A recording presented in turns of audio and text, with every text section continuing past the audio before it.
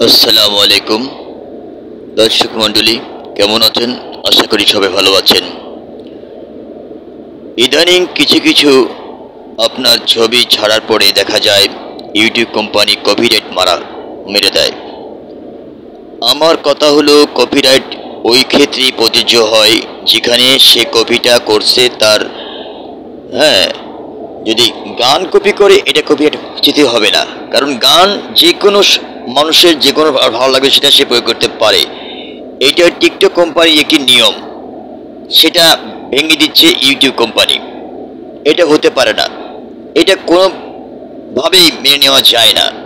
ইচ্ছা মতন তার আইন গড়বেন, সে আইন নিজের ইচ্ছার মধ্যে বজায় রাখবেন, এটা হতে পারে না, এটা কোনো কথা হতে পারে না। দর্শক, আপনারা মতামত জানাবেন। তবে এইটুকু আমি বলতে চাই, মন গড়া কোনো আইন যদি করা হয় সেটা আমরা মেনে নিতে রাজি না। যারা আমরা প্রোগ্রাম করি, অনেক কষ্ট করে একটা প্রোগ্রাম তৈরি করি, সেটা আমরা প্রয়োগ করি এবং ছাড়ি, আপনারা দেখেন কতটুকু ভালো লাগে খারাপ লাগে সেটা আপনাদের ব্যাপারে আপনার মতামত জানাবেন।